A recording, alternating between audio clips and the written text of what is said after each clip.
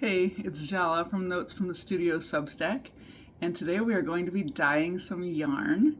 We're going to take something that's white and make it red, just in case there's a project you want to do that uses red yarn and all of the red yarn in your area is sold out. So we're going to be using Kool-Aid dye on the stovetop, the old-fashioned way.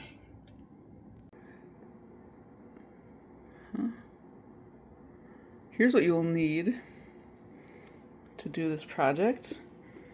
A skein of yarn. This is worsted weight from Knit Circus. Some string to tie the yarn. This is Kool-Aid. You can use liquid or packet form. Optional, lemon juice or white vinegar. And then you'll have your pot with water. I'm going to turn my pot on medium right now. Well, I'm starting the other parts. You don't want it to be very hot because you don't want to shock the wool if you're using wool. Also, you should be using wool. If you're using something synthetic, I am not sure how well this will work.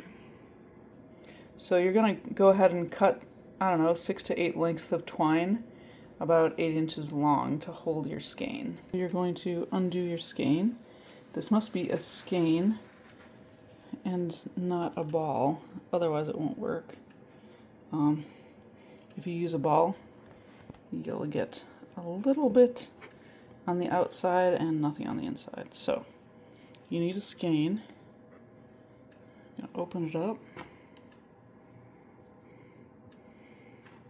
Okay, and see how this one is tied. You're just going to loosely tie like that to keep your skein from getting tangled as you dye. Okay, you see how I tied this pretty loosely? Because you don't want to stop the dye from getting inside the fibers. You just want to keep the yarn from untangling as you're in the pot. So, speaking of in the pot, let's do this. Okay, so this is Kool-Aid liquid that I got at my local shop. You can use the packet. I think the packet is supposed to be about 6 cups, so this is about 3 times that, so you could do about 3 skeins of yarn with it. I'm going to just throw this in here. This isn't an exact science. If you need more because your stuff isn't turning red enough, you can always add it later. But I'm guessing that's 1/3 to 1/2. And you don't have to, but if you want to, you can add a glug of lemon juice or white vinegar. Some people have said that the Kool-Aid is acidic enough, but why not? Okay, now I'm going to gently settle my yarn into here. Yeah, this is looking like it's making it orange, not red. I'll have to see. The nice thing about... I'm just laughing because it smells really cherry in here right now. The nice thing about using this dye is that you'll know when it's done because all the dye will literally just disappear from the dye bath. And if it doesn't look red enough, then I would put in more red dye. Obviously, you don't have to use your hand if that's gross. You can use the good old spoon. You just want to kind of make sure that the whole thing is submerged in the dye bath. Yes, thank you, Momo. Are you helping? Alright, now we just let that go on a low to medium heat for a bit. You can agitate it every few minutes to make sure different parts of the fiber are getting exposed to the dye. There we go. Make sure it doesn't get too hot. Wool doesn't want to boil. You just want it to be warm. Okay. Okay, so this is not as red as it used to be. You can see. Looks pretty good, but when I lift this up, you can see the water still has color to it. So we're going to let this sit a bit longer. It's been about 10 minutes.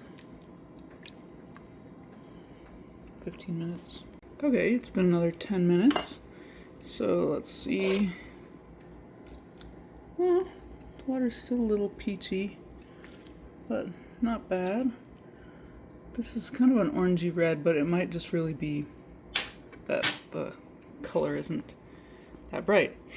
I would definitely advise, if you can, getting a couple of different ones, like maybe cherry and raspberry, but my local shop didn't have it. So I think because I want this to be a little redder, I'm going to throw in the rest of this. So if you were using packets, I would say use at least 2.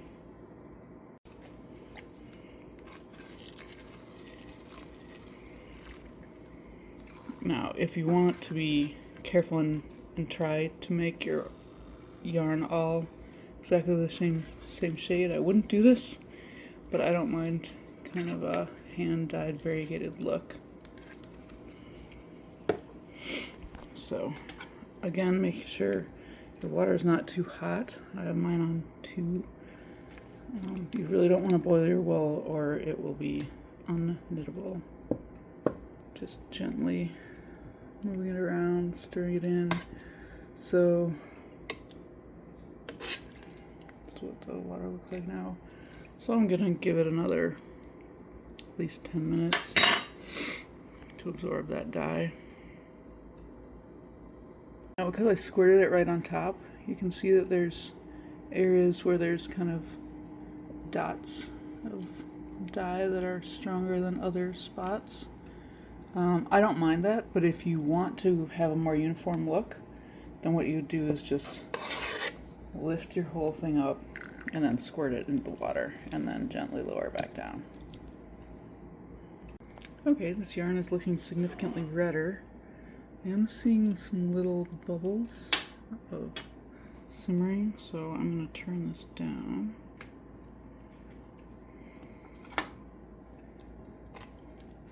Oh, the water's coming out clear.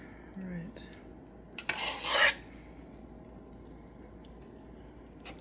All right, well, I'm going to say this is done. Actually, I'm going to turn this off. And what I'm going to do is just let this yarn sit here and cool, because you never want to shock wool by putting it in super cold water after it's been hot. Okay, so I've decided this is done. It's cooled actually overnight, and it's really quite red. I'm happy with it. So now I'm going to just kind of gently squeeze it out, which I can't show you because I only have one hand, because this is not professional quality. You just want to gently squeeze the water out without disturbing the strands too much. Now I'm just going to gently bathe this in cold water, cool water. Don't get any extra lemon or any sizing from the yarn out. So you just fill it up with some nice cool water. Let it sit for a little bit. Hanging it in the shower to dry. So if it drips, it'll drip into the bathtub. And here we are. It is an orange red. There's some lightish spots and some darkish spots, but definitely red.